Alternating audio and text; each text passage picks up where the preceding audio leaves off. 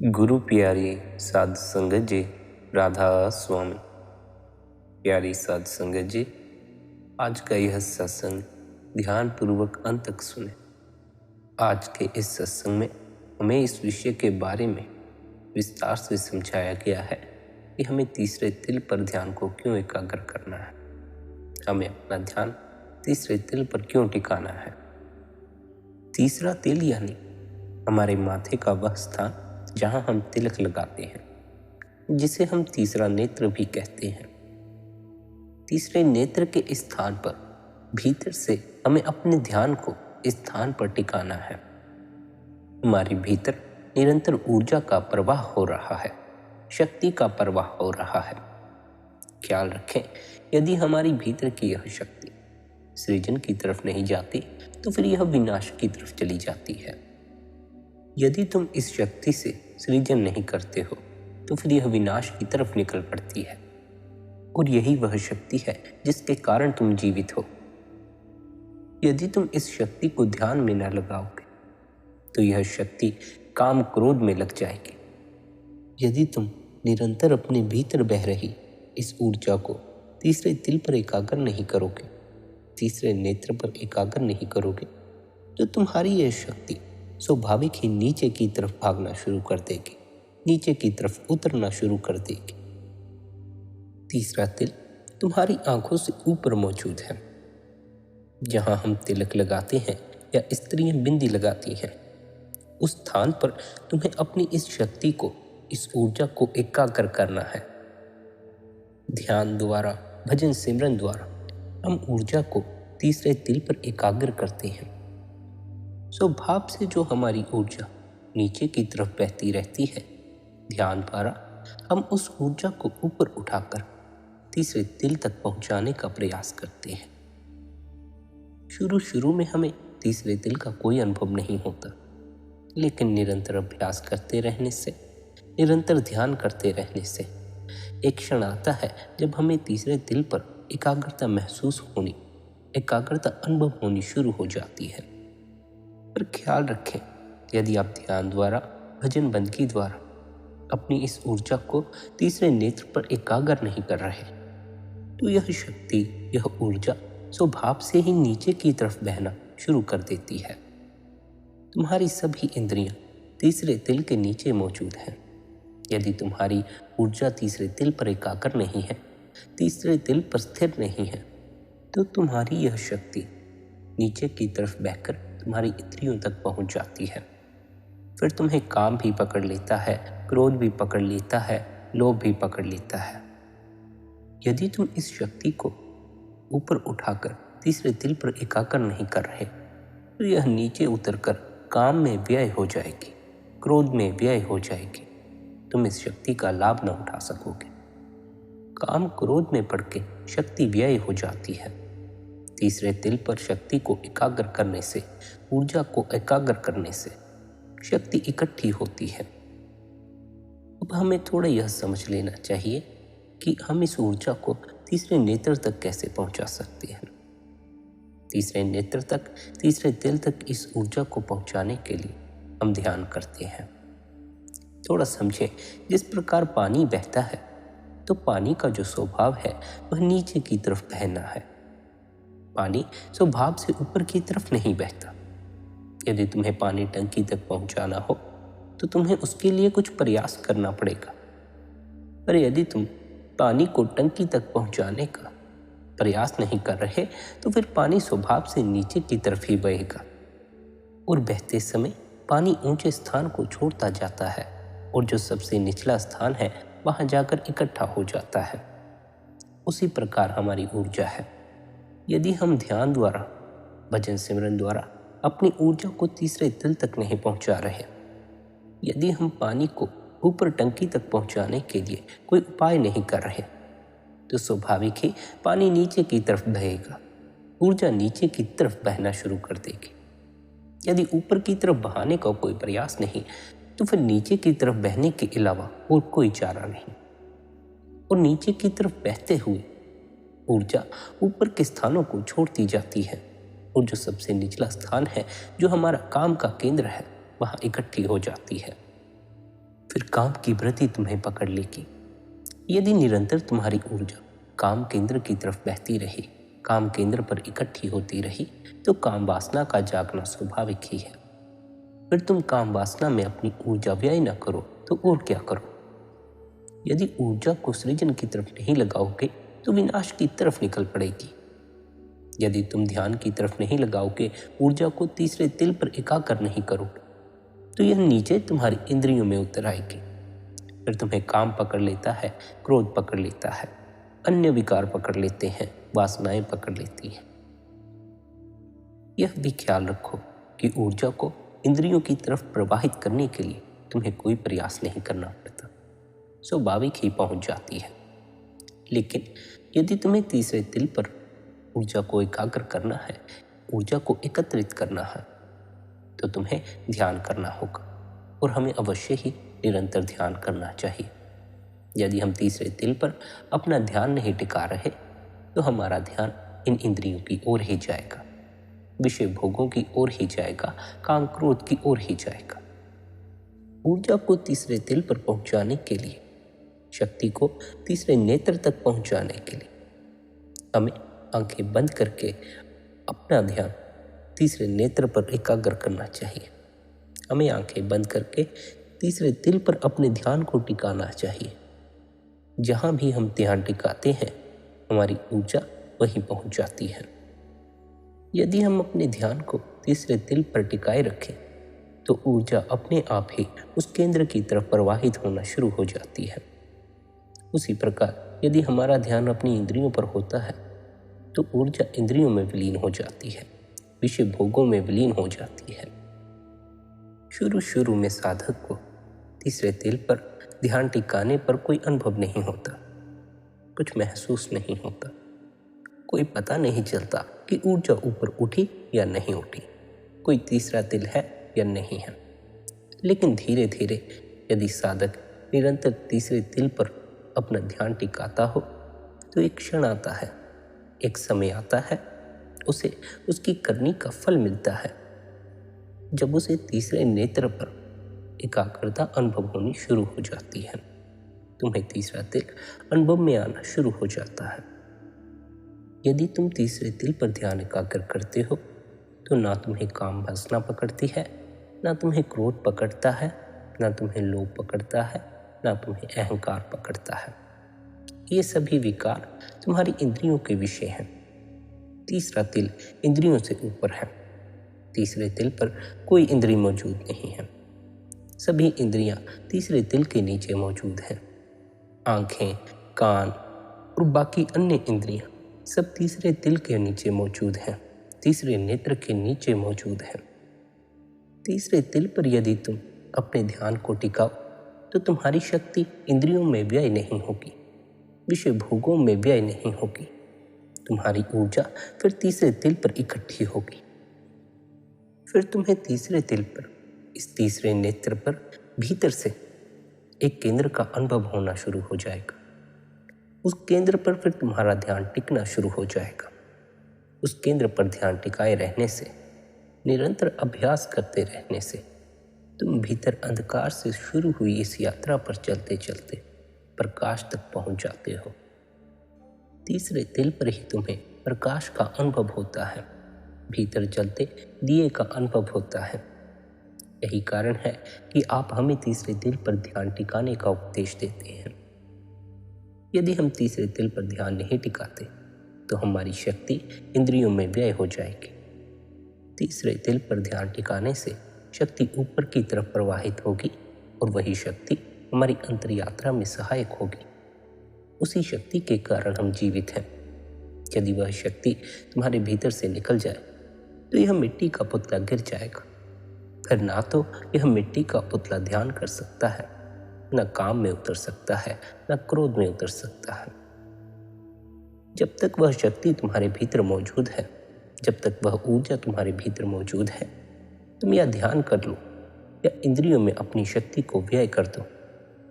लेकिन ख्याल रखो, इंद्रियों में अपनी शक्ति को व्यय करने से अंतिम निर्णय यही निकलता है कि मिट्टी का पुतला गिर जाता है और इस पुतले से जुड़े हुए जितने रस थे वो भी व्यय हो जाते हैं।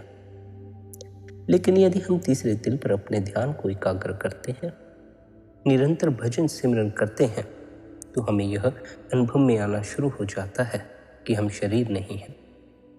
पर जब तक तुम्हें यह भ्रम है कि तुम शरीर हो, तब तक तुम्हें शरीर की इन इंद्रियों में भी रस आता है। जब तुम इन्हें अपना होना ही समझते हो, तो स्वाभाविक ही इनमें रस भी आएगा। शरीर को अपना होना समझते हो तो स्वाभाविक ही काम में भी रस आएगा और क्रोध में भी रस आएगा। लेकिन जैसे जैसे तुम अपना ध्यान तीसरे दिल पर एकाग्र करते जाओगे, तुम्हें यह अनुभव में आना शुरू हो जाएगा कि तुम शरीर नहीं हो, तुम्हारा शरीर से अलग एक अस्तित्व है। तब न तुम्हें काम पकड़ता है, न क्रोध पकड़ता है, न लोभ पकड़ता है और न ही कोई अन्य सांसारिक पदार्थ या इच्छा पकड़ती है, क्योंकि फिर तुम्हें अपने असल की पहचान हो जाती है।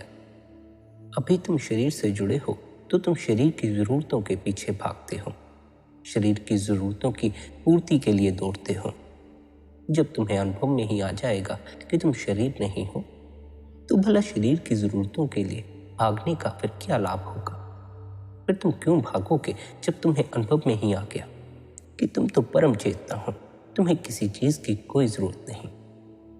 तीसरे दिल पर ध्यान एकाग्र करने का पहला कारण तो यह है कि जो ऊर्जा, जो शक्ति हमारी नीचे की तरफ प्रवाहित होती है, इंद्रियों में व्यय होती है, हम उसे तीसरे दिल पर एकाग्र करें, तीसरे दिल पर एकत्रित करें, तीसरे दिल पर इकट्ठा करें।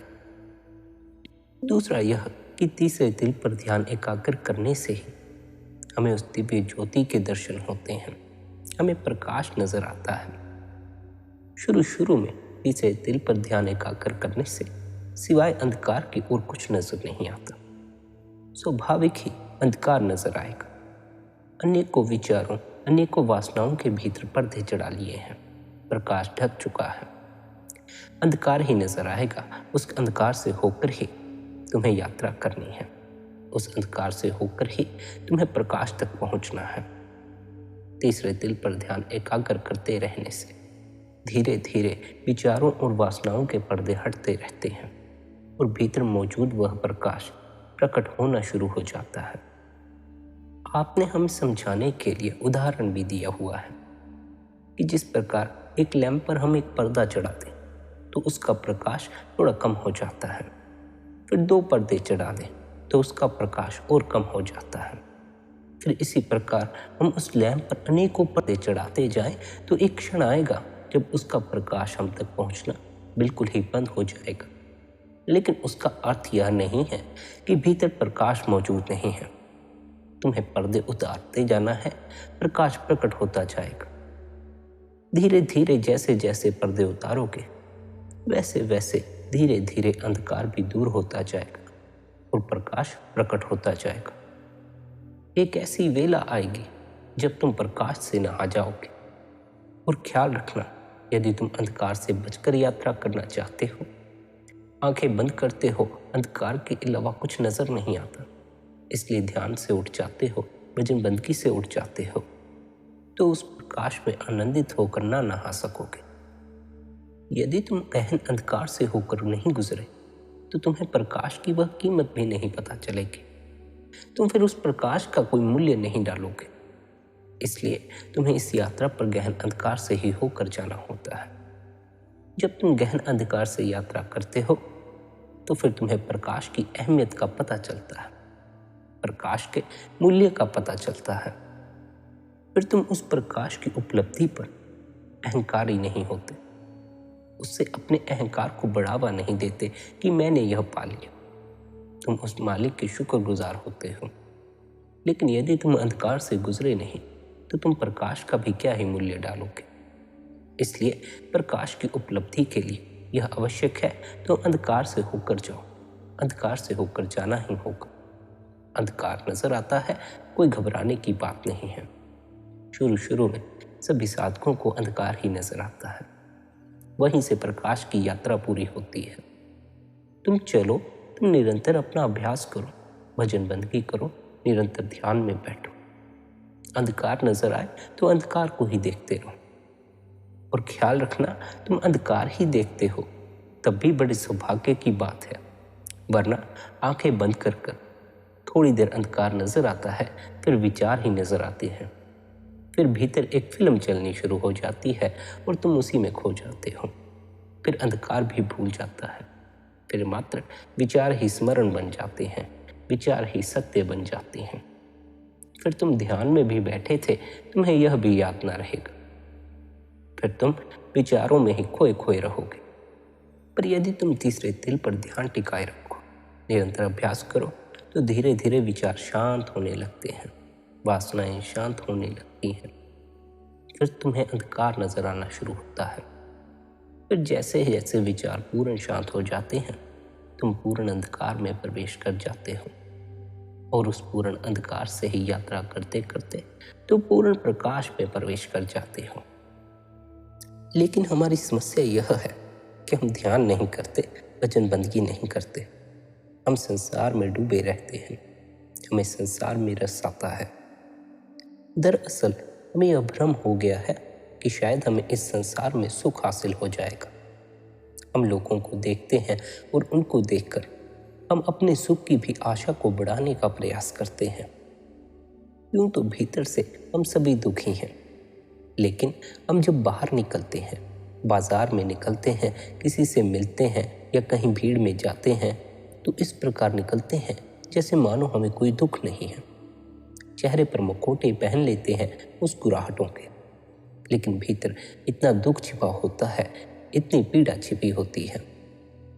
यूं तो हम पीठ पीछे रिश्तेदारों की बुराई करते हैं, लेकिन जब रिश्तेदारों के घर जाते हैं, उनसे मिलते हैं, तो बड़े मीठे स्वभाव के बन जाते हैं। हमारे भीतर पीड़ा है तो हम ऊपर चेहरे पर मुस्कुराहट का मुखौटा ओढ़ लेते हैं।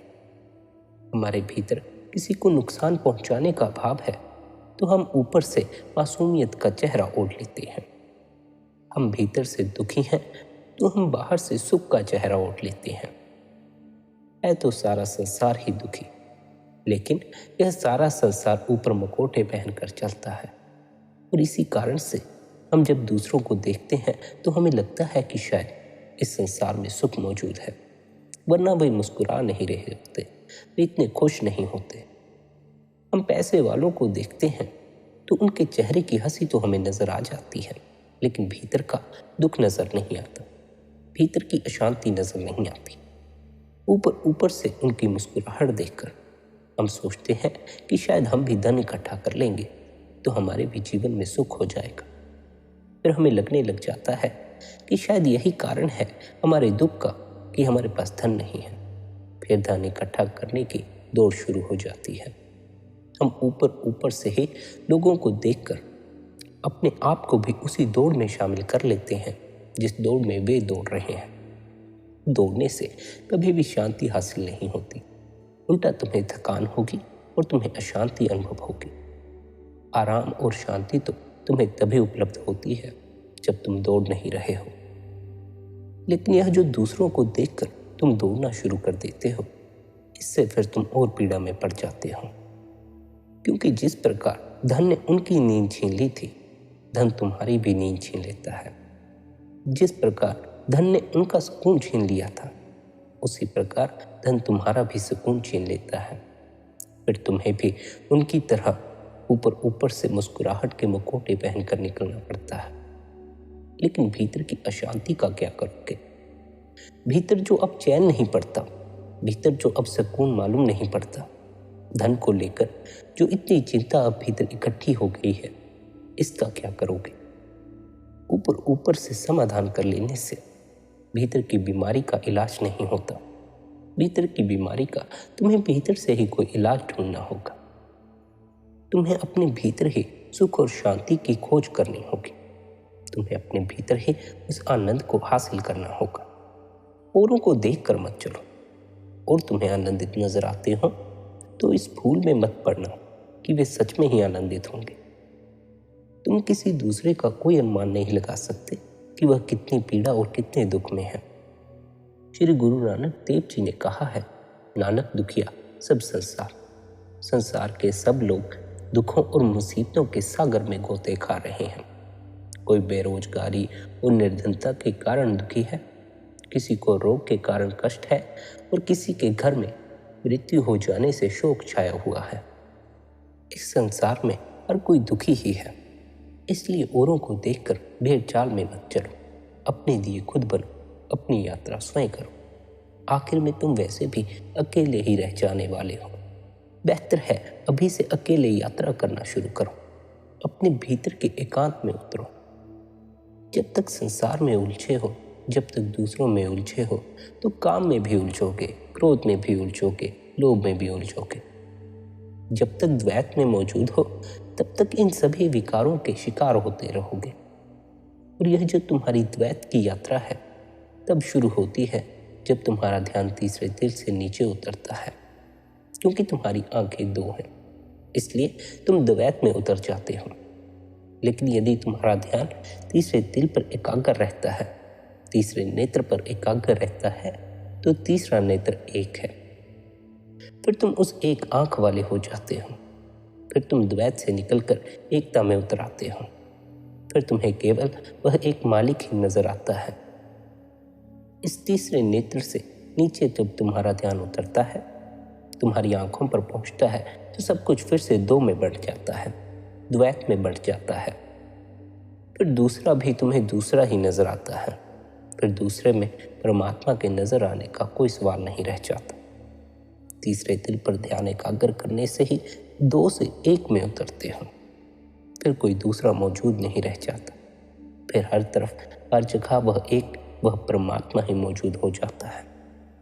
यही कारण है कि तुम्हें अपने इस तीसरे नेत्र पर अपने ध्यान को एकाग्र करना है, क्योंकि यहीं पर ध्यान को एकाग्र करने से तुम अपने अंतस की यात्रा पर चलते हो।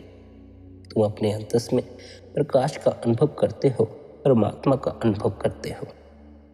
इस स्थान पर तीसरे दिल पर ध्यान को एकाग्र करने से तुम्हारा मालिक से मिलाप होता है। तुम्हारी शक्ति इंद्रियों में व्यय होने की बजाय तुम्हारे रूहानियत के सफर की ओर सहायक बनती है। एक बार यदि हम अपने भजन सिमरन द्वारा, ध्यान द्वारा, अपने अभ्यास द्वारा इस स्थान पर तीसरे दिल पर एकाग्रता कायम कर लेते हैं, तो फिर यदि हम संसार में भी विचरण करते हो तो हमारा ध्यान तीसरे दिल से नीचे नहीं उतरता। दरअसल अभी हमें भीतर से तीसरे दिल का कोई अनुभव नहीं हुआ है। यदि हमारी ऊर्जा इस केंद्र तक पहुंचनी शुरू हो जाए तो फिर निरंतर यह इस केंद्र पर चोट करती रहती है। फिर हमें तीसरे दिल का अनुभव होना शुरू हो जाता है। फिर हमारा ध्यान स्वाभाविक ही इस जगह पर टिकना शुरू हो जाता है। फिर हमें पता चल जाता है कि ध्यान कहाँ टिकाना है। फिर ध्यान टिकाना भी नहीं पड़ता, बल्कि खुद ही टिक जाता है। पर जो आवश्यकता है वह इसी बात की है कि हम निरंतर भजन बंदगी करते हों, निरंतर ध्यान में बैठते हों, निरंतर तीसरे दिल पर अपने ध्यान को एकाग्र करते हों। यही वह स्थान है जिस स्थान पर सद्गुरु मौजूद है। इसी स्थान पर हमारा सद्गुरु से भी मिलाप होता है। इसी स्थान पर ध्यान को टिकाए रखने से हमारा शब्द धुन उस नाद से मिलाप होता है।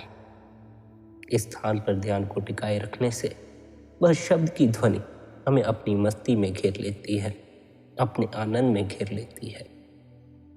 शब्द की वह ध्वनि इतनी मीठी है, इतनी प्यारी है कि अगर मन को एक बार उसकी लज्जत आ जाए, फिर मन बाहर भटकना ही बंद कर देता है। फिर मन भीतर उस शब्द में ही लीन हो जाता है। फिर ना तुम्हें कोई परेशानी पकड़ती है, ना कोई विचार पकड़ता है, ना कोई वासना पकड़ती है। वासनाएं और विचार भी तुम्हें तब तक ही पकड़ते हैं जब तक मन संसार में भटक रहा है, जब तक मन द्वैत में भटक रहा है। तीसरे दिल से नीचे उतरकर सारा जगत दो में बढ़ जाता है।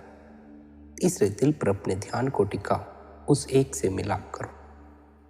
यदि उस एक की झलक तुम्हें अपने भीतर मिल जाए तो तुम्हें किसी में भी मिल जाएगी। पर यदि उस एक की झलक तुम्हें अपने भीतर ही न मिले तो फिर दूसरे में भी नहीं मिलेगी। फिर दूसरा तुम्हारे लिए दूसरा ही रह जाएगा। फिर दूसरा तुम्हारे लिए मालिक नहीं हो पाएगा। क्यों तो हम कहते हैं कि हर किसी के भीतर मालिक मौजूद है, हम सभी में मालिक मौजूद है। लेकिन हमें कभी गौर करके देखना चाहिए कि क्या हमें दूसरों में मालिक नजर आता है? कि केवल दूसरे ही नजर आते हैं। आमतौर पर तो हमें दूसरे ही नजर आते हैं, मालिक नजर आने का कोई सवाल ही पैदा नहीं होता। ख्याल रखना, उसका यह कारण नहीं है कि दूसरे के भीतर मालिक मौजूद नहीं है। मालिक तो हर एक के अंदर मौजूद है। यदि तुम्हें नजर नहीं आता तो उसका मात्र यह कारण है कि अभी वह तुम्हें अपने ही घर में नजर नहीं आया। अभी तुम्हें अपने ही भीतर में जलता हुआ वह दिया नजर नहीं आया। फिर तुम्हें दूसरे के भीतर जलता हुआ वह दिया नजर कैसे आ सकता है?